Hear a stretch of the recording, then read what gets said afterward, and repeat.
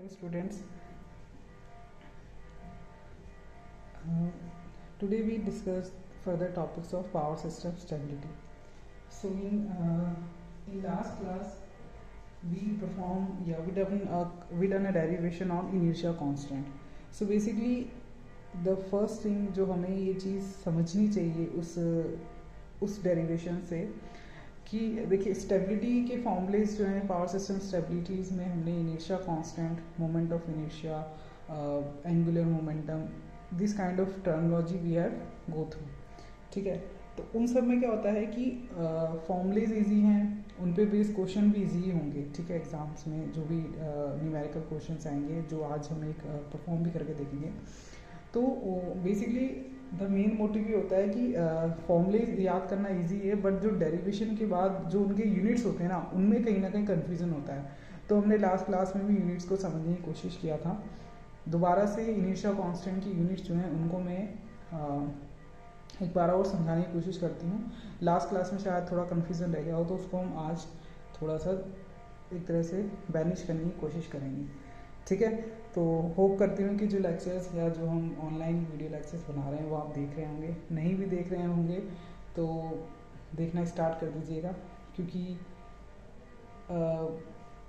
नहीं देखोगे तो फिर आप ही के लिए नुकसान होगा, मेरा तो कुछ है नहीं. ठीक है, तो पावर सिस्टम स्टेबिलिटी में इनर्शिया कांस्टेंट का डेरिवेशन हमने लास्ट क्लास में स्टडी किया था. ठीक है, हम लोग पावर सिस्टम स्टेबिलिटी स्टडी कर रहे हैं. पावर सिस्टम का यूनिट नंबर 3 है ये. ठीक है, हमने उसमें types of power system stability वो हम कवर कर चुके हैं. ठीक है, उसके बाद टाइप्स ऑफ स्टेबिलिटी के बाद हमारा दूसरा टॉपिक था इनर्शिया कांस्टेंट. ठीक है, और आज के लेक्चर में हम वो फिनिश करने की कोशिश करेंगे स्विंग इक्वेशन को. ठीक, इसमें एक डेरिवेशन और होता है पावर एंगल डायग्राम का या power flow of this particular synchronous machine. ठीक है, वो डेरिवेशन मैं करवाऊंगी नहीं, उसका मैं खाली जो भी उसका अल्टीमेट कंक्लूजन होता है या जो फॉर्मूला निकल के आता है वो मैं आपको यहाँ पे लिखवा दूंगी, क्योंकि वो फॉर्मूला बेसिकली हमने सिंक्रोनस मशीन में भी स्टडी किया है. तो मैं उसका रिपीटिवली मैं उसका दोबारा से जो है डेरिवेशन परफॉर्म हम नहीं करेंगे. सिंपल सा डेरिवेशन है, वो आप खुद भी कर सकते हो. तो वो टॉपिक मैंने आपके लिए लेफ्ट कर दिया है. उसका डेरिवेशन का जो भी नोट्स होंगे वो मैं आपको व्हाट्सएप ग्रुप पे या फिर यहाँ पे शेयर कर दूंगी गूगल क्लासरूम में, तो उससे आप इजीली कर सकते हो. ठीक है, सो इनिशिया कांस्टेंट में हमने देखो लास्ट क्लास में हमने क्या देखा था. इनिशिया कांस्टेंट में हमने एक तो इनिशिया कांस्टेंट जो होता है बेसिकली इनिशिया ही वो फीचर होता है जिसकी वजह से आपका सिंक्रोनस मशीन का रोटर जो है वो लॉस ऑफ सिंक्रोनिज्म में जा सकता है, या उसमें लॉस ऑफ सिंक्रोनिज्म या सिंक्रोनिज्म को सिंक्रोनिज्म से हटने की या सिंक्रोनाइज ना होने की जो एबिलिटीज़ होती है वो स्टार्टिंग ऑफ द स्टोरी कहाँ से होती है, इनिशिया से. अगर ये इनिशिया हमारी स्टोरी में नहीं होता, ठीक है, तो इनिशिया ना होने से क्या होता, अगर वो नहीं होता हमारे पिक्चर में, तो बेसिकली क्या होता है जो भी आपका रोटर है वो रोटर का जो एमएमएफ है वो किसके साथ जो है वो कोऑपरेट करता, स्टेटर फ्लक्स के साथ. और वो इजीली जो होते हैं वो दोनों के दोनों एक ही डायरेक्शन में या जिस डायरेक्शन में भी हमारा स्टेटर फ्लक्स जो है वो मूव करता है उसी डायरेक्शन में रोटर मूव करता है. तो उसी तरह से हमने इनिशिया कांस्टेंट का यहाँ पर डेरिवेशन दिखा है. इसको देखो मैंने दो जैसे देख पा रहे हो दो मैंने यहाँ पे इसको यूनिट्स में इसको या दो सिंबल से नोटेशन से मैंने इसको डिनोट किया है. एक होता है कैपिटल एम और एक होता है कैपिटल एच. तो एच का फॉर्मूला हमने देखा था, this is nothing but the kinetic energy stored in the rotating parts of the synchronous machine divide by the ampere rating of the particular machine. ठीक है, ये इसका फॉर्मूला था जो हमने लास्ट क्लास में देखा था. तो उसको मैंने किस सिंबल से डिनोट किया था, K E is the kinetic energy and G is the ampere rating of the particular synchronous machine. तो उससे मेरे पास क्या यूनिट निकल के आता है. देखो इनिशिया कांस्टेंट जो होता है इसके दो नोटेशंस होते हैं. इसको हम एम से भी सिंबलाइज कर सकते हैं और इसी को हम कैपिटल एस से भी डिनोट कर सकते हैं. ठीक है, जो फॉर्मूला जो न्यूमेरिकल्स होंगे उनमें क्या होगा, हम इनको आइडेंटिफाई कैसे करेंगे इन दोनों इनिशिया कांस्टेंट को, कि वो कौन से वाले इनिशिया कांस्टेंट को फाइंड आउट करने के लिए हमसे बोल रहा है क्वेश्चन में. तो उसको फाइंड आउट करने का तरीका क्या है, इनकी यूनिट्स. ठीक है, अगर उसने दे रखा होगा या उसने क्वेश्चन में पूछा होगा हमसे कि हमारे पास जो इनिशिया कांस्टेंट है वो मेगा जूल पर एमबीए में होना चाहिए, या जो भी हमारा इनिशिया कांस्टेंट है उसकी units mega joule second upon electrical radians में यूनिट होनी चाहिए, वो मेंशन करेगा क्वेश्चन में. तभी हम उसको आइडेंटिफाई कर पाएंगे कि हमें एम निकालना है या जी एच निकालना है. ठीक है, दोनों ही क्या होते हैं, कैपिटल एम और कैपिटल एच दोनों ही क्या होते हैं मेरे पास इनिशिया कांस्टेंट होते हैं, बट ये क्या है इनके नोटेशंस अलग अलग होते हैं. ठीक है, डिपेंडिंग ऑन देयर यूनिट्स. ठीक, सो काइनेटिक एनर्जी अपॉन जो मेरे पास एमवी रेटिंग का फॉर्मूला था, उससे मेरे पास यूनिट क्या होता है, बिकॉज हम जानते हैं एनर्जी की यूनिट क्या होती है, जूल होती है, बिकॉज हम सिंक्रोनस मशीन एक ह्यूज साइज का मशीन के साथ डील कर रहे होते हैं जिसकी एमवी रेटिंग ऑब्वियसली ज़्यादा है, तो वहाँ पे जो पावर होगा वो भी मेगा जूल में हम डील करेंगे। उसके बाद एमवी रेटिंग क्या होता है, दिस इज नथिंग पर दी एमवी रेटिंग ऑफ दी वार, यानी कि volt ampere rating of the machine, ठीक है। किसी भी सिंक्रोनस मशीन जो होता है उसकी हम रेटिंग जो होती है स्पेसिफिकेशन में किससे डिनोट करते हैं, एमवीए में डिनोट करते हैं, या तो केवीए में करेंगे या फिर एमवीए में करते हैं। ओके, तो ये तो हमें समझ में आता है कि हाँ चलो एच की यूनिट ऐसी होती है। नेक्स्ट इसी के ऊपर हमने एक और डेरिवेशन में आपको होता है कैपिटल एम। कैपिटल एम क्या होता है, बेसिकली हमने क्या किया था, जो काइनेटिक एनर्जी का फॉर्मूला होता है उसी को हमने किससे इक्वलाइज किया था, 1/2 जे ओमेगा एम का होल स्क्वायर था, ठीक है। इस मैंने मैकेनिकल डिग्रीज को इलेक्ट्रिकल में कन्वर्ट किया था, तो मेरे पास यहाँ पे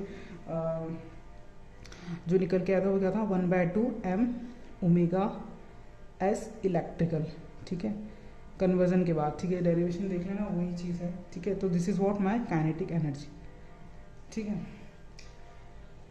सो इसी फॉर्मूले को मैंने यहाँ पर पुट किया है, ठीक है। ये सेम चीज़ मैंने यहाँ पर भी लिखी है, ठीक है। m इक्वल्स टू क्या होता है, इसी को अगर हम क्रॉस मल्टीप्लाई करें, या जो m है इस फॉर्मूले से जो मैंने इक्वलाइज किया था काइनेटिक एनर्जी का जो फॉर्मूला था, उससे मेरे पास m जो था एक सिंबल निकल के आया था, नोटेशन निकल के आया था, यार एक कांस्टेंट निकल के आया था। तो इस m को मैंने क्या करा था, यहाँ से अगर मैं m की वैल्यू फाइंड आउट करूँगी तो मेरे पास क्या आता है, kinetic energy upon omega S, ठीक है। तो kinetic energy upon omega S के टर्म्स में भी क्या कर सकते हैं, हम इनिशियल कांस्टेंट की यूनिट को डिफाइन कर सकते हैं, ठीक है। तो kinetic energy again mega joule में होती है इसकी यूनिट, ठीक है। और ओमेगा एस क्या होता है, मेरे पास जिस स्पीड पे मेरा रोटर रन करता है, ठीक है। रोटर की स्पीड आरपीएम में भी हो सकती है, ठीक है। इलेक्ट्रिकल रेडियन पर सेकंड्स में भी इसकी यूनिट होती है, ठीक है। तो ओमेगा एस जो मेरा रोटर स्पीड है इन इलेक्ट्रिकल डिग्रीज की अगर मैं बात करूँगी तो किस में होता है, इलेक्ट्रिकल रेडियन पर सेकंड इसकी यूनिट होती है। तो ये सेकंड है, ये क्या हो जाएगा मेरे पास, क्रॉस मल्टीप्लाई होकर के ऊपर वाली साइड में चला जाएगा, तो मेरे पास यूनिट का निकल के आ जाएगी mega joule second upon electrical radian, ठीक है। तो this is also the unit of the M. तो इस तरह से मेरे पास दो यूनिट जो होते हैं वो निकल करके आते हैं किसके, मेरे पास एम के, ठीक है। तो ये चीज़ हमेशा हमें याद होनी चाहिए कि डेरिवेशन बहुत सिंपल है इनिशियल कांस्टेंट का, ठीक है। काइनेटिक एनर्जी का सिंपल फॉर्मूला है और सारी की सारी टर्म्स हमारे निकल के आती हैं, ठीक है। तो और एक फाइनल में एक फॉर्मूला और था हमारे पास, जी एच अपॉन 180 एफ भी बोल सकते हैं इसको, या फिर जी एच 2πf, ये फॉर्मूला था आई थिंक मेरे पास, ये मेरे पास m का फॉर्मूला था, ठीक है।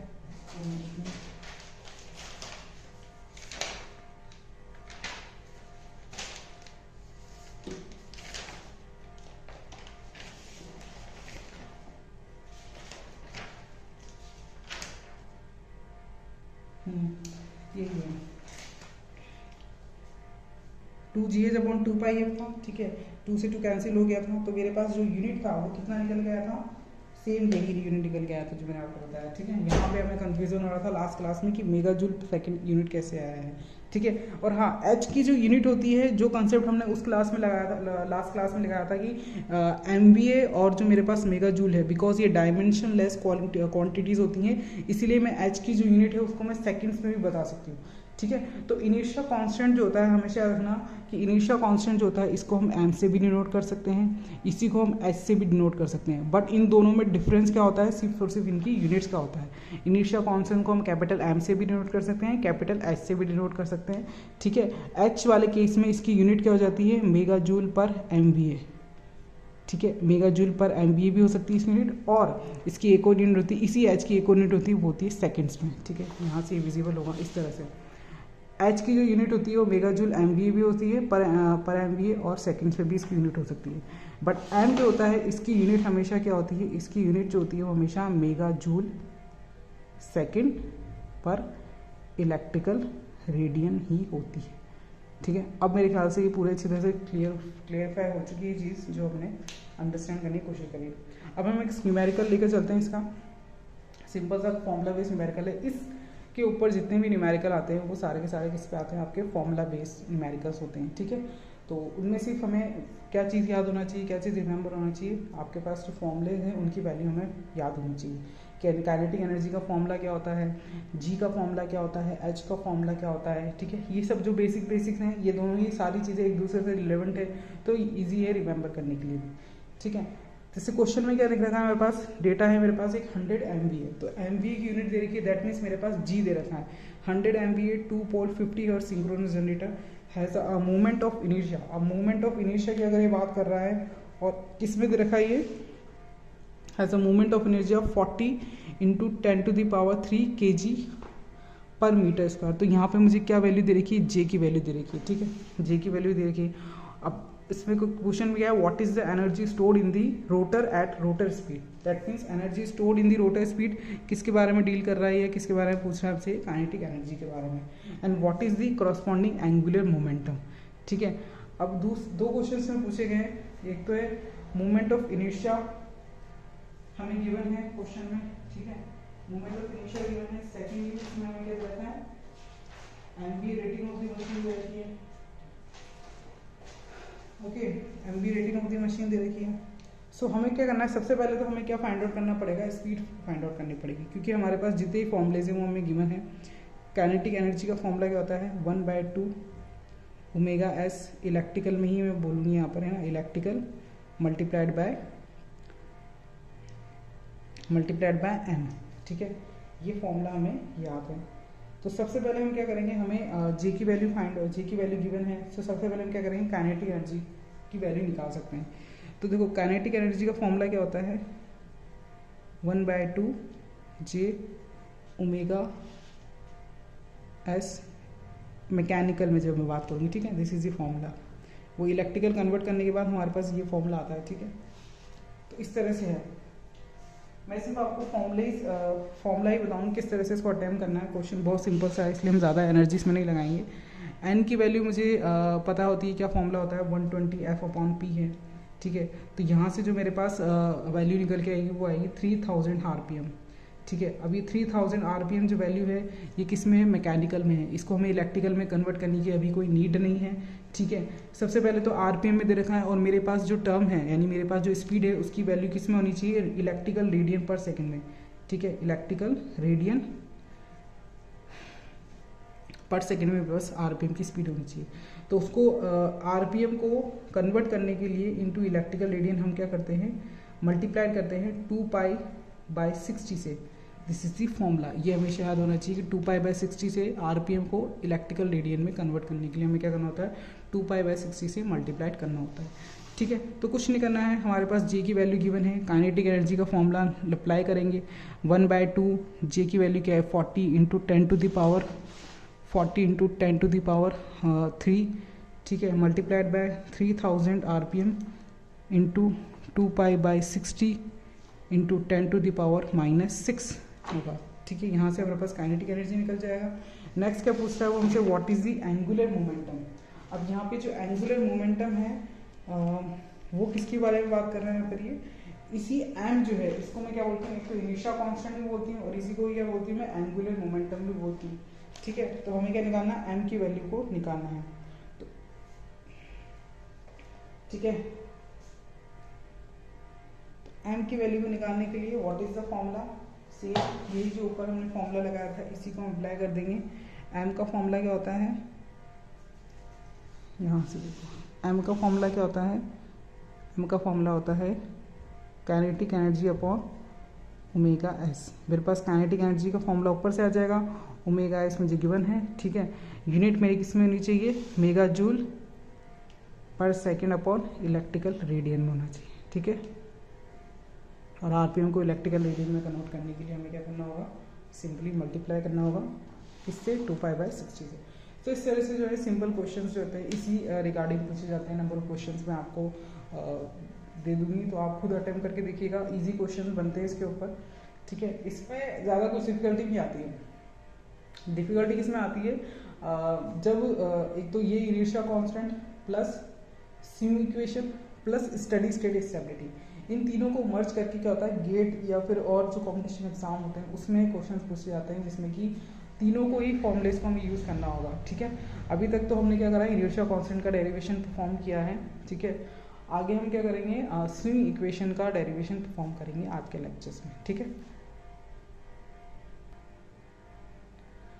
So now this is the swing equation of the particular stability topic. So in this swing equation, basically what is this swing equation? So basically due to the loss of the synchronism, our rotor started swing or started oscillating, ठीक है। Basically synchronism loss होने की वजह से या loss of synchronism के reason से क्या होता है कि जो rotor of the synchronous machine होता है वो आपका मैग्नेटिक लॉकिंग या कह सकते हैं सिंक्रोनाइज नहीं कर पाता अपने आप को स्टेटर फील्ड के रेस्पेक्ट में। सो बेसिकली इसी फंडामेंट के लिए यहाँ पे स्विंग इक्वेशन का यूज़ किया जा सकता है। स्विंग इक्वेशन बेसिकली क्या होता है, जब भी हम स्टेडी स्टेट स्टेबिलिटी को स्टडी करते हैं, ये स्टेडी स्टेट वाला जो स्टेबिलिटी क्राइटेरिया होता है उसको जब स्टडी करते हैं उसमें ये स्विंग इक्वेशन काम में आता है। इसके बाद में जब हम ट्रांजिएंट स्टेबिलिटी एनालिसिस पढ़ेंगे या ट्रांजिएंट स्टेबिलिटी की स्टडी करेंगे तो उसमें जो फंडामेंटल या उसमें जो फिनोमिना या उसमें जो टेक्निक या उसमें जो टेक्निक यूज़ की जाती है उसको बोलते हैं इक्वल एरिया क्राइटेरिया। यानी वहाँ पे जो कंसेप्ट है ये समझना चाहिए वो होता है equal area criteria in the case of the transient stability. और स्विंग इक्वेशन जो होता है ये बेसिकली स्टेडी स्टेट स्टेबिलिटी की स्टडी या उसके एनालिसिस में काम आता है, ठीक है। इसके आगे हम स्टेडी स्टेट स्टेबिलिटी को ब्रीफ में स्टडी करेंगे, ठीक है। उसमें भी हमें यही कंडीशन यही फॉर्मूला यूज़ करना है स्विंग इक्वेशन का, दैट्स वाई हम ये स्टडी कर रहे हैं, ठीक है। सो स्विंग इक्वेशन की डेफिनेशन अलग अलग बुक में अलग अलग है, डिफरेंट बुक में आपको डिफरेंट मिलेगा। लेकिन स्विंग इक्वेशन का अगर मैं एक लाइन में बोलूँ तो इसका कंसेप्ट सिर्फ इतना सा होता है कि load angle delta which is the angle between the stator field and the rotor field, ठीक है। किसी भी मशीन में दो फील्ड्स होते हैं, ठीक है। अगर हम सिंक्रोनस या हम इंडक्शन मशीन्स की भी बात करेंगे तो उसमें एक तो रोटर एमएमएफ होता है यानी कि रोटर का अपना फील्ड होगा और एक स्टेटर का फील्ड होता है जिसको हम स्टेटर एमएमएफ भी बोल सकते हैं, ठीक है। फील्ड बोल दो, एमएमएफ बोल दो, फ्लक्स बोल दो, सब एक ही बात है, ठीक है। तो इस तरह से है ना, इस तरह से क्या होता है कि दो फील्ड्स होते हैं किसी भी एसी मशीन्स की हम अगर बात करते हैं तो डीसी मशीन में तो सिर्फ एक ही होता है, ठीक है। क्योंकि सिंक्रोनस मशीन जो होता है ये डबली एक्साइटेड मशीन होता है, इसको हम डीसी एक्साइटेशन देते हैं रोटर साइड को, और जो स्टेटर पार्ट होता है इसको हम थ्री फेज सप्लाई के थ्रू एनर्जाइज करते हैं या एक्साइट करते हैं, ठीक है। तो आरएमएफ यानी कि रोटेटिंग मैग्नेटिक फील्ड कहाँ डेवलप होता है, स्टेटर वाले पोर्शन में, और रोटर वाला जो पोर्शन होता है इसमें एक डीसी नेचर का फ्लक्स डेवलप होता है because we have configure it from the DC excitation, ठीक है। हमने इसको किसके लिए कन्फ्यूगर किया है, डीसी एक्साइटेशन के लिए कन्फ्यूगर किया है, ठीक है। तो रोटर पार्ट में डीसी एक्साइटेशन दिया जा रहा है तो दैट्स वाई इसमें जो भी आपका डेवलप होने वाला फ्लक्स है वो डीसी नेचर का होगा, ठीक है। यानी कि कांस्टेंट स्पीड में वो रन करेगा, दैट्स वाई इसको हम बोला जाता है सिंक्रोनस स्पीड। तो जो रोटर एमएमएफ है या जो हमारा पास स्टेटर एमएमएफ, बेसिकली जो स्टेटर एमएमएफ होता है, क्योंकि रोटेटिंग मैग्नेटिक फील्ड की बात कर रहे हैं तो इसकी स्पीड कांस्टेंट होती है और मैग्नीट्यूड सेम होता है, ठीक है। तो स्टेटर फ्लक्स का जो एमएमएफ है उसकी स्पीड कितनी होती है, इसके अंदर सिंक्रोनस स्पीड होती है, और जो हमारे पास फ्लक्स ऑफ द रोटर है वो भी एक कांस्टेंट स्पीड पर रन करता है। लेकिन due to some kind of inertia, due to some kind of friction synchronise नहीं कर पाता रोटर का एमएमएफ या रोटर का जो भी आपका रोटर का एमएमएफ जो भी है NS4 जो है वो अपने आप को स्टेटर फ्लक्स, क्योंकि स्टेटर तो आपका सिंक्रोनस स्पीड पर रन करता है, ठीक है। और जो रोटर है वो क्या करेगा, उसको उसी स्पीड पे कैच करना चाहेगा या उसी के साथ अपने आप को फिक्स करना चाहेगा या अपने साथ उसको मैच कराना चाहेगा, ठीक है। But due to some inertia वहाँ पे लॉस ऑफ सिंक्रोनिज्म हो जाता है और वो जो रोटर है वो अपने आप को स्टेटर फील्ड के कंपैरिजन में या रेस्पेक्ट में एक दूसरे के लॉकिंग नहीं कर पाते हैं, ठीक है। इसीलिए कहा जाता है कि वो सेल्फ स्टार्टिंग सिंक्रोनस मशीन जो होता है वो सेल्फ स्टार्टिंग नेचर का नहीं होता है, उसमें डैम्पर वाइंडिंग का यूज़ किया जा सकता है, ठीक है, या कोई ना कोई एक्सटर्नल प्राइम मूवर लगा करके हम रोटर को भी स्पीड अप करें in the direction of the stator MMF, ठीक है। तो इसमें दो केसेस होते हैं, ठीक है। सबसे पहले तो एक चीज़ समझना चाहिए कि जनरेटर वाला केस होता है और एक मोटर वाला केस होता है, ठीक है। जो बुक्स में मैंने आपको नोट्स दे रखे हैं उसमें दो डायग्राम्स दे रखे हैं, मैंने यहाँ पे मोटर का डायग्राम कन्फ्यूगर किया है, ठीक है, क्योंकि फंडामेंटल सेम है, लॉजिक सबके सेम लगेंगे, बस क्या होता है speed of the rotation change होता है। ये हम डीसी मशीन पे भी देखते आ रहे हैं, इंडक्शन में भी देखते आ रहे हैं, कि मोटर और जनरेटर में फ़र्क क्या होता है। एक तो direction of the rotation change होता है, ठीक है। अगर रोटर की डायरेक्शन जनरेटर में आपका क्लॉकवाइज आपने कन्फिगर किया है तो एंटी क्लॉकवाइज मोटर में होगा, ठीक है। और अगर एंटी क्लॉकवाइज जनरेटर में है तो मोटर में वो क्लॉकवाइज होगा। यहाँ पर मैंने जनरेटर एक्शन के लिए तो क्लॉकवाइज डायरेक्शन में लिया है रोटर का जो टॉर्क है, और एंटी क्लॉकवाइज डायरेक्शन में मैंने रोटर ऑफ दी मशीन जो है in the case of the motor हमने उसको एंटी क्लॉकवाइज डायरेक्शन में एज्यूम किया है, ठीक है। तो इस तरह से है। तो स्विंग इक्वेशन जो होता है बेसिकली ऑक्सीलेट बताता है, ऑक्सीलेशन बताता है रोटर का, ठीक है, with respective what, with respective of the loading of the machine. अब लोडिंग जो होती है वो मशीन में पावर की फॉर्म में होती है, ठीक है। या तो मैकेनिकल पावर होगा या इलेक्ट्रिकल पावर होगा। हम दो ही पावर के साथ डील करते हैं किसी भी मशीन में, ठीक है, और कोई नई पावर तो होती नहीं है, ठीक है। क्योंकि बेसिकली अगर हम मोटर की बात करेंगे तो हम बेसिकली इलेक्ट्रिकल पावर हमें इनपुट में देना है और आउटपुट में आपको मैकेनिकल आउटपुट मिलता है। जनरेटर केस में अलग केस हो जाता है, ठीक है। तो इस तरह से होता है इसमें सब चीज़ें। तो बेसिकली स्विंग इक्वेशन जो होता है बेसिकली जो भी आपका लोड एंगल है, लोड एंगल का जो वेरिएशन है, जो रिलेशन होगा लोड एंगल का जो रिलेशन होता है with respect to your power of the machine, with respect to your loading of the machine, वो रिलेशन जो होता है शो करती है आपकी स्विंग इक्वेशन। एक बार दोबारा से सुन लेना, relation between the load angle delta and power, इस रिलेशन को कौन सी इक्वेशन शो करता है, स्विंग इक्वेशन शो करता है, ठीक है। क्योंकि जब आपका डेल्टा फ्लक्चुएट करेगा या डेल्टा ऑक्सीलेट करेगा, जैसे मैंने आपको फर्स्ट जो हमारा लेक्चर था जिसमें मैंने आपको लॉस ऑफ सिंक्रोनिज्म का कंसेप्ट समझाया था, तो उसमें आपको मैंने रोटर का डायग्राम बनाया था, ठीक है। वो रोटर जो होता है पहले तो आपका क्लॉकवाइज डायरेक्शन में जो होता है वो ऑक्सीलेट करता है, then after some kind of cycle it will oscillate in the negative, when the in case of the negative half cycle जो आपका रोटर होता है वो किस में रोटेट करता है, एंटी क्लॉकवाइज डायरेक्शन में। तो इस तरह से वो ऑक्सीलेट करता है, यानी कि स्विंग करता है वो, ठीक है। तो इस तरह से वही सेम चीज़ यहाँ पर है। लोड एंगल की वैल्यू के अकॉर्डिंग क्या होता है, इसके अंदर पावर के अकॉर्डिंग जो होता है हमारा रोटर ऑक्सीलेट करता है। तो बेसिकली लोड एंगल जिसको हम टॉर्क एंगल भी बोल सकते हैं, ये बेसिकली किसके बीच का एंगल होता है, रोटर फील्ड और स्टेटर फील्ड के बीच का एंगल होता है, ठीक है। तो उसको हम डेल्टा से बताते हैं जो कि हमारा लोड एंगल है। ये लोड एंगल जो होता है इसी को मैं पावर एंगल भी बोलती हूँ, ठीक है। यही इसी के अकॉर्डिंग हमारा पावर एंगल कर्व बनता है। पी डेल्टा कर्व जो होता है वो सभी इसी के ऊपर बनता है, ठीक है। पी और डेल्टा का कर्व हम बनाएंगे जिसमें कि हम एक साइनोसोडल कर्व जो होता है वो बनकर आता है जिसमें पावर और डेल्टा का रिलेशन बताया जाता है। वो चीज़ हम मेन नोट से समझ में आ जाएगा। तो डेल्टा और पावर के बीच का रिलेशनशिप जो होता है वो हमें कौन सी इक्वेशन शो करती है, स्विंग इक्वेशन शो करती है। अब वो हम धीरे धीरे समझेंगे। तो बेसिकली क्या होगा कि मैकेनिकल और इलेक्ट्रिकल पावर का जो भी वैल्यू है वो अगर ज़्यादा होगा तो हमारा किस तरह से रोटर जो है वो एक्सीलेट करेगा या डी एक्सीलेट करेगा, ठीक है। किस वैल्यू पे शो होगा, हमें डेल्टा की वैल्यू पे शो होता है वो, ठीक है। सो बेसिकली स्विंग इक्वेशन जो होता है ये रिलेशनशिप शो करता है दो क्वांटिटीज़ के बीच में। किन दो क्वांटिटीज़ के बीच में, पावर और लोड एंगल डेल्टा के बीच के बीच, ठीक है। तो उसकी थ्योरी जो है वो आपको नोट से मिल जाएगी, तो आप उसमें से देख लेना। जो कंसेप्ट था वो मैंने इसमें बता दिया। सो सबसे पहले मैंने डायग्राम यहाँ पे कन्फिगर किया है मोटर का, ठीक है। सिंक्रोनस मशीन जो है इसका मैं मोटरिंग एक्शन परफॉर्म करूँगी, ठीक है। तो इसमें बेसिकली क्या है, दो टॉर्क की हम बात करेंगे। सबसे पहला होता है तो सॉफ्ट टॉर्क जिसको मैं मैकेनिकल टॉर्क भी बोलती हूँ या मेरा आउटपुट टॉर्क भी हो सकता है वो, ठीक है। तो मैंने यहाँ पे शो कर रखा है टी सॉफ्ट SH, इसी को मैं टॉर्क मैकेनिकल भी बोल सकती हूँ।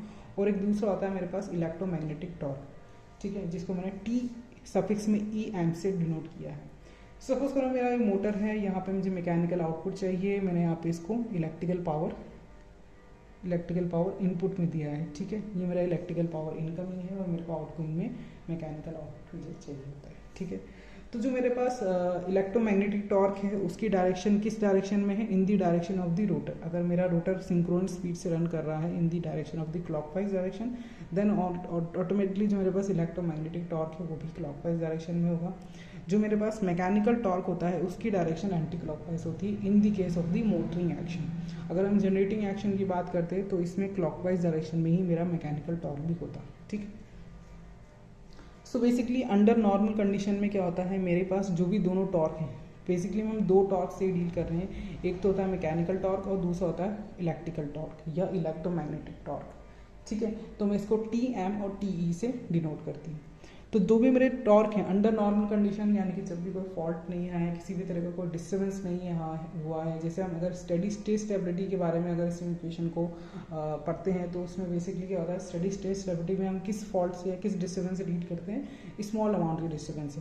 सो मान लीजिए अगर कोई भी स्मॉल टाइप का डिस्टर्बेंस नहीं हुआ है, कोई भी AVR कोई भी टर्बाइन गवर्नर में किसी भी तरह का फ्लक्चुएशन नहीं आया है, उस केस से पहले जब नॉर्मल ऑपरेटिंग कंडीशन है, हेल्दी कंडीशन में हमारा सिस्टम वर्क करता है, तो उस कंडीशन में मैकेनिकल टॉर्क की वैल्यू किसके इक्वल में होती है, इलेक्ट्रोमैग्नेटिक टॉर्क है, या मैं इसको TM इक्वल्स टू TE भी बोल सकती हूँ। ठीक है, तो this is the condition for the normal operating condition. But whenever some kind of disturbance या some kind of small disturbance occur in the system, then the condition will be modified. So किस form में modified हो जाएगी वो condition, TM minus TE equals to what is TJ plus TB। ठीक है, अब ये TJ और TB क्या होता है, देखो कुछ ना कुछ इसके अंदर क्या होगा, डिफरेंस आ जाएगा, और वो डिफरेंस किसी ना किसी एक क्वांटिटी के इक्वलाइज में होगा, इक्वल में होगा। ठीक है, तो TJ क्या होता है, मेरे पास मोमेंट ऑफ इनर्शिया होता है, J को मैंने मोमेंट ऑफ इनर्शिया से बताया था। ठीक है, इस तरह का टॉर्क को मैं TJ बोलती हूँ, इसी को हम एक्सेलेरेशन टॉर्क भी बोलते हैं बेसिकली। ठीक है, और एक होता है मेरे पास डैम्पिंग टॉर्क। तो देखो डैम्पिंग टॉर्क का मतलब क्या होता है कि इन दोनों टॉर्क के अनइक्वल होने से क्या होगा, हमारा जो भी रोटर होगा वो क्या करेगा, ऑक्सीलेट करेगा, यानी कि क्या करेगा, स्विंग करेगा, कभी इस डायरेक्शन में क्लॉकवाइज डायरेक्शन में, कभी एंटी क्लॉकवाइज डायरेक्शन में। किसी भी एक डायरेक्शन को वो पकड़ नहीं पाएगा और किसी भी डायरेक्शन में वो अपने आप को रोटर को रोटेट नहीं कर पाएगा अपने आप को, वो सिर्फ क्या करता रहेगा, घड़ी के पेंडुलम की तरफ इधर उधर घूमता रहेगा। Due to what, due to this moment of inertia and the damping torque. But अगर हम डैम्पिंग टॉर्क को इसके अंदर कन्फ्यूगर करके चलेंगे ना, तो डैम्पिंग टॉर्क का काम क्या होता है, डैम्प आउट करना, किसको, ऑक्सीलेशन को डैम्प आउट करेगा। तो हम क्या मान सकते हैं, इस कंडीशन में हम इसको TB को 0 कन्फ्यूगर मानते हैं, क्योंकि अगर मैंने TB की कोई ना कोई वैल्यू यहाँ पे कन्फ्यूगर करा तो बेसिकली क्या होगा, ऑक्सीडेशन जो होंगे वो पूरी तरह से डैम्प आउट हो जाएंगे और हमारे पास नॉर्मल ऑपरेटिंग कंडीशन आ जाएगी। ठीक है, बट फिर भी मैं इसलिए इसको क्या करती हूँ, डैम्प आउट करती हूँ, दैट मीन्स डैम्पिंग टॉर्क की वैल्यू को मैं एज्यूम करती हूँ 0। अब मेरे पास कौन सा टॉर्क जो है वो पिक्चर में है, मोमेंट ऑफ इनर्शिया, इसी को मैं क्या बोलती हूँ, एक्सेलेरेशन टॉर्क भी बोलती हूँ। ठीक है, तो TM minus TE equals to क्या होगा, TJ हो जाएगा। अब TJ की जो वैल्यू होती है वो बेसिकली क्या होता है, J multiplied by d square theta m upon dt square. This is the value of the TJ, that is moment of inertia torque की वैल्यू होती है।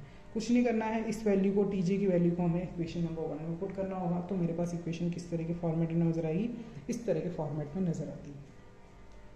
अब बेसिकली क्या होता है कि हमें जो रिलेशनशिप है, ठीक है, अभी तक जो इक्वेशन है उसमें ना तो हमें डेल्टा दिखाई दे रहा है, ना ही हमारा पावर दिखाई देता है। ठीक है, और स्विंग इक्वेशन क्या होता है, स्विंग इक्वेशन डील करता है किन दो क्वांटिटीज़ के बीच में, डेल्टा के बीच में और हमारा पावर के बीच में, इन्हीं दो के बीच का रिलेशनशिप शो करता है वो।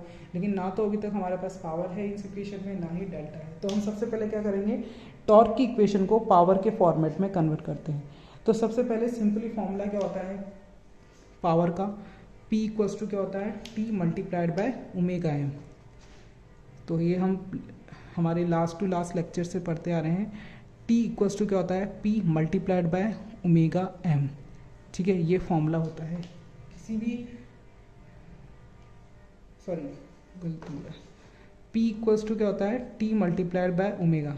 ठीक है, टॉर्क को अगर हम स्पीड से मल्टीप्लाई करेंगे तो जो मेरे पास इक्वेशन या जो मेरे पास आउटपुट निकल के आएगा वो पावर होता है। तो सबसे पहले अब मैं क्या करूँगी, इन इक्वेशन को मैं ओमेगा से या स्पीड से मल्टीप्लाई कर दूँगी। ठीक है, सो वही मैंने किया है आगे इसके अंदर, multiply both the side of the equation from for omega SM से। अब SM क्या है, S यहाँ पे देखो, इनके जो भी नाम है ना इंडिविजुअल को क्या क्या बोलते हैं वो सब पूरा प्रॉपर डेरिवेशन बुक्स में दिया गया है, वो मैं नोट्स आपको दी भी दिए हैं। ये सिर्फ मैंने इसको समझाने के लिए यहाँ पे बताया है। आप चाहें तो ये भी कर सकते हैं, लेकिन आप भी सिलेबस जब भी आप क्वेश्चन मैथ्स को अटेम्प्ट करोगे एग्जाम में, तो उसमें हमेशा इसके सारे जितने भी फुल फॉर्म्स हैं वो पहले आपको डिराइव करके लिखने पड़ेंगे। ठीक है, तो बेसिकली ओमेगा SM क्या होता है, ओमेगा SM जो होता है ये बेसिकली S तो क्या है, सिंक्रोनस स्पीड को बता रहा है, और ये मैकेनिकल डिग्रीज में मैंने यहाँ पे जो है स्पीड को लिखा है, इसीलिए मैंने यहाँ पे एम से इसको डिनोट किया है। ठीक है, तो कुछ नहीं करा, फिर मैंने ओमेगा SM को TM से मल्टीप्लाई कर दिया, देन TE से मल्टीप्लाई कर दिया, देन उसके बाद JD square theta upon DT square से इसको मल्टीप्लाई कर दिया। ठीक है। अब मेरे पास पावर की फॉर्मेट आ चुका है, लेकिन अभी मेरे पास डेल्टा एंगल नहीं आया है। तो to convert this equation in format of the delta, सबसे पहले मैं क्या करूँगी, जो मेरे पास डेल्टा का या फिर मेरे पास जो फॉर्मूला था इनिशिया कांस्टेंट का, वो मैं यहाँ पर अप्लाई करती हूँ। कैसे? जैसे कि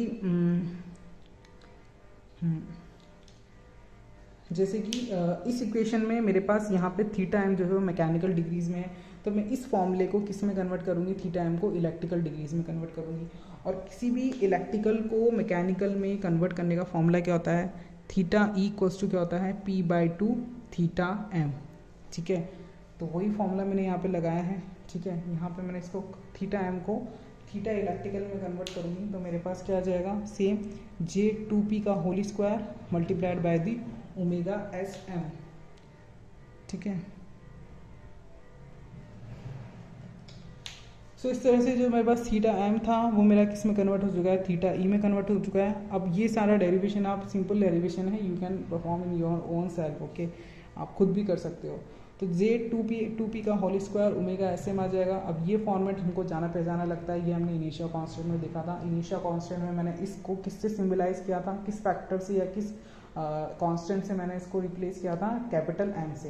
कैपिटल एम क्या था मेरा, मोमेंट ऑफ इनिशिया भी हो सकती है या इनिशिया कांस्टेंट भी है। ठीक है, सो यही मेरे एम से डिनोट कर दिया है। तो मेरे पास अब इक्वेशन क्या निकल के आता है, P M minus E M D square theta E upon D T square. ये इक्वेशन नंबर 2 है। लेकिन अभी तक भी मेरे पास डेल्टा कहीं नहीं दिखाई दे रहा है। पावर आ चुका है, डेल्टा आ चुका है, थीटा आ चुका है। अब इसी थीटा ई से मुझे कोई ना कोई रिलेशन डेल्टा का निकालना पड़ेगा। तो वो रिलेशन क्या होता है, वो रिलेशन होता है theta E equals to omega S T plus del T.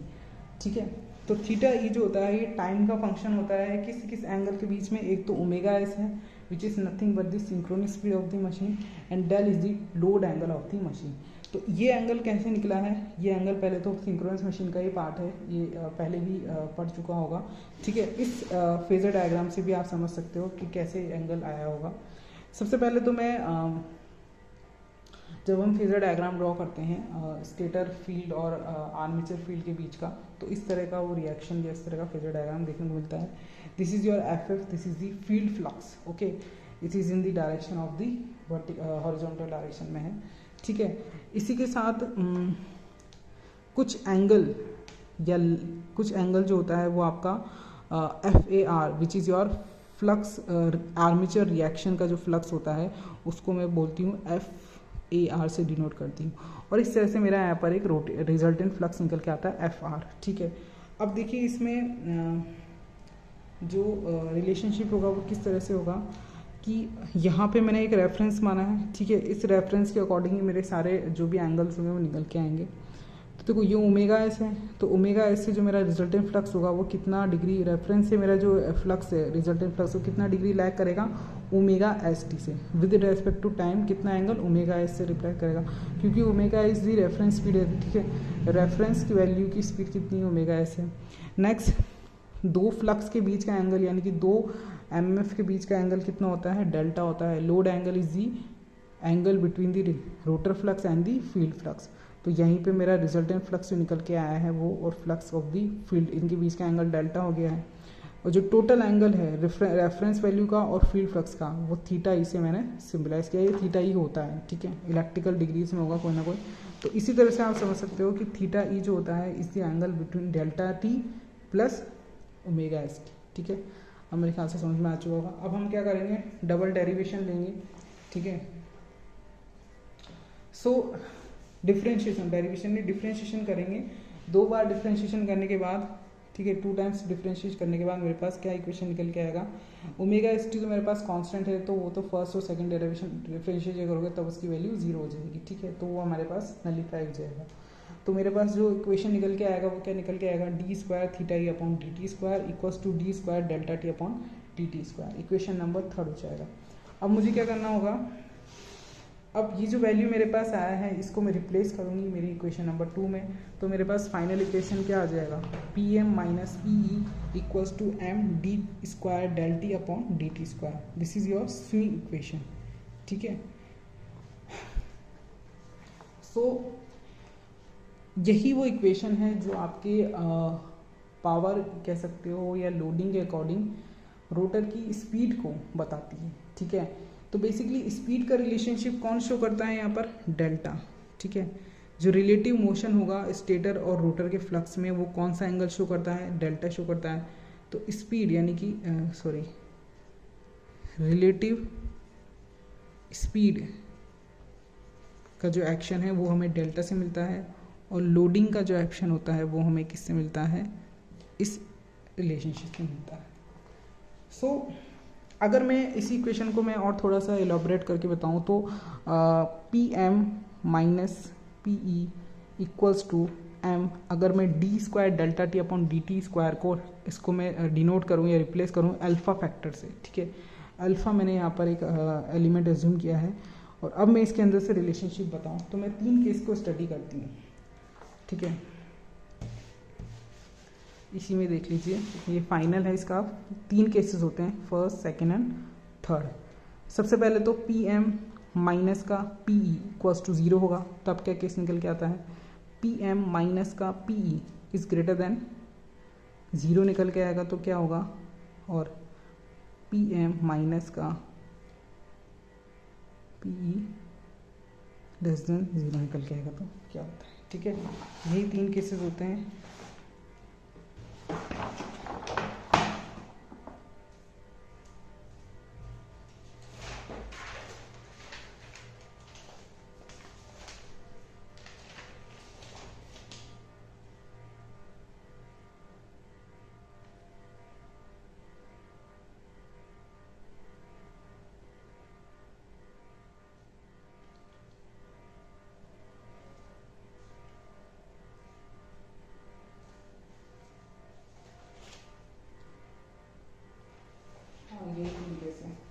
ठीक है, तो देखो इन 3 केसेस में हमको ये डिसाइड करना होगा कि एम अल्फा की वैल्यू जो होगा, ठीक है, ये एम अल्फा की जो वैल्यू है दैट मीन्स अल्फा जो होता है इसको मैं क्या बोलती हूँ, एक्सेलेरेशन भी हो सकती है, क्योंकि देखो ये मैंने डिनोट नहीं किया है, ये होता है D square delta T upon D T square जो होता है बेसिकली जब आप सिंगल डिफरेंशिएशन करोगे डेल्टा टी का विद रिस्पेक्ट टू टाइम तो वो होता है आपके पास एंगुलर स्पीड, और डबल डेरिवेशन करेंगे डेल्टा टी का तो वो निकल के आता है एक्सेलेरेशन निकल के आता है, ठीक है, सिंपल फिजिक्स फिनोमिना, ठीक है।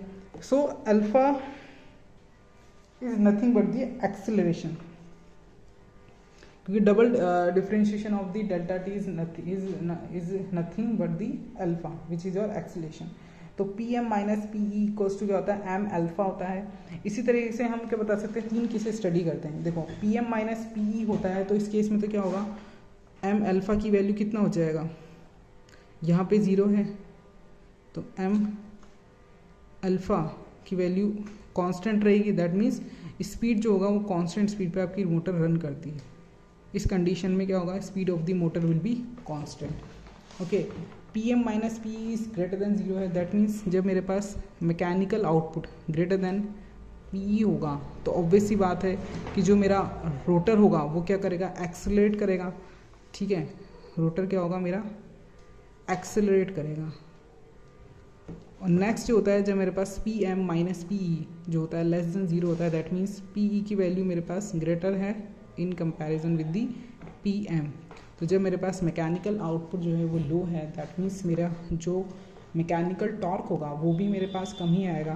दैट्स वाई जो मेरे पास मोटर होगा वो किस एक्शन में परफॉर्म करेगा, डी एक्सेलेरेट करेगा, यानी कि स्पीड जो होगी वो कौन से होगी, कम होती है, ठीक है।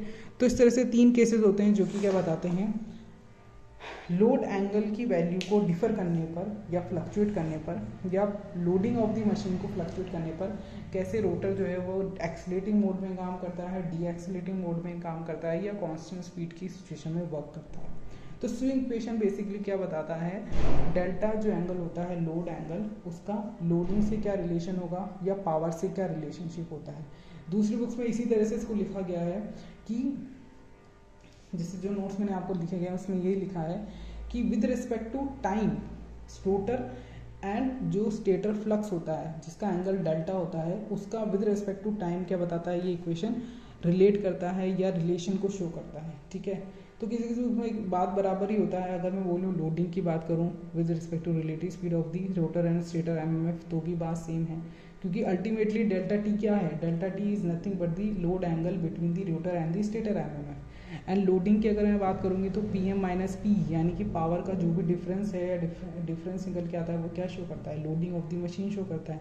ठीक है, तो यही सब इक्वेशन को हम स्विंग इक्वेशन बोलते हैं। ठीक है, सो मेरे ख्याल से अब चीज़ें समझ में आ गई होंगी। ठीक है, तो ये स्विंग इक्वेशन का केस था। और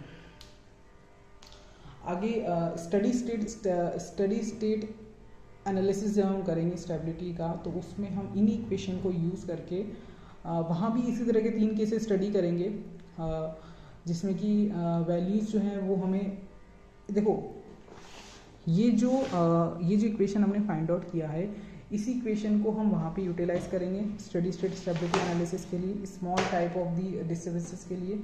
और फिर उसमें हम देखेंगे कि जैसे हमने कंट्रोल सिस्टम में नहीं पढ़ा स्टेबिलिटी क्राइटेरिया होता है। ठीक है, उसमें हम क्या करते हैं कि के की वैल्यू लेके देखते हैं, राउथ हर्विस में देखा होगा, के की वैल्यू लेस देन 0 होता है, ग्रेटर देन 0 होता है, तो सिस्टम मार्जिनली स्टेबल होता है या अनस्टेबल होगा या फिर स्टेबल होता है। ठीक है, इन 3-4 कंडीशन हम वहाँ देखते हैं। सेम वही कंडीशन हमें इसमें भी करना है। ठीक है, क्योंकि स्टेबिलिटी, सिस्टम की स्टेबिलिटी जो होती है वो हम किससे डिनोट करते हैं, इन्हीं केसेस से स्टडी करेंगे, केस स्टडीज होती है उनमें। ठीक है, तो आगे भी इसमें यही होगा कि हम वहाँ पे भी 3 केसेस देखेंगे, छोटा सा डेरिवेशन होगा स्टडी स्टेबिलिटी एनालिसिस के लिए, उसमें हम 3 केसेस देखेंगे कि वैल्यू जो है वो ग्रेटर देन होने पर, 0 होने पर क्या आती है, स्टेबल कब होगा, अनस्टेबल कब होगा, और उन स्टेबिलिटी के लिमिट्स को हम कैसे एक्सीड कर सकते हैं, कैसे उनको मेंटेन कर सकते हैं। ठीक है, तो स्टडी स्टेट स्टेबिलिटी को कैसे मेंटेन किया सकता है, उनके मेंटेन करने के या उनको बढ़ाने के क्या क्या मेथड्स होते हैं वो देखेंगे, है ना, कैसे निकालते हैं स्टडी स्टेट एनालिसिस को। ठीक है, फिर नेक्स्ट होगा इसके अंदर ट्रांजिएंट एनालिसिस। ट्रांजिएंट एनालिसिस में क्या करेंगे हम लोग, इक्वल एरिया क्राइटेरिया टेक्निक का यूज़ करते हैं, और वो थोड़ा सा लेंदी टॉपिक हो जाता है इक्वल एरिया क्राइटेरिया से। ठीक है, तो इस तरह से कोशिश करेंगे सिलेबस कंप्लीट हो जाए। ठीक है, और दूसरा ये है कि नोट्स में मैं आपको इसमें एक टॉपिक और है, वो है पावर एंगल डायग्राम का। ठीक है, उस डायग्राम में बेसिकली कुछ भी नहीं है, पावर और एंगल के बीच का सिंपल सा डायग्राम होगा इस तरह का। ठीक है, ये कर्व निकल के आएगा इसमें। ठीक है, ये डेल्टा हो गया, पावर हो गया। ठीक है, कितने एंगल पे पावर का इनपुट कितना आ रहा है, डेल्टा की वैल्यू 90 होगी तो पावर मैक्सिमम होगा, है ना। ई वी इक्वल्स टू क्या होता है, E V equals to X sine delta, this is the formula of P max. ठीक है, ये इक्वेशन, ये फॉर्मूला, ये डेरिवेशन करना पड़ेगा to understand the stability criteria, क्योंकि इसमें हम इसी फॉर्मूले का यूज़ करेंगे। कौन सा फॉर्मूला, पी मैक्स, यहाँ पे देखो, P equals to E V upon X sine delta. ठीक है, ये फॉर्मूला हम वहाँ पे यूज़ करेंगे। Delta is the load angle, X is the reactance, E is the EMF producing EMF, V is the terminal voltage and P is the power output. ठीक है, या ट्रांसफर पावर जो भी होता है जिस पावर को ट्रांसफर करता है। तो ये रिलेशनशिप जो होगा उसके लिए डेरिवेशन, छोटा सा डेरिवेशन है, वो मैं आपको बुक्स में नोट्स में दूँगी। ठीक है, नेक्स्ट क्लास में हम देखेंगे स्टडी स्टेट स्टेबिलिटी क्राइटेरिया या steady state analysis of the synchronous machine. Thank you.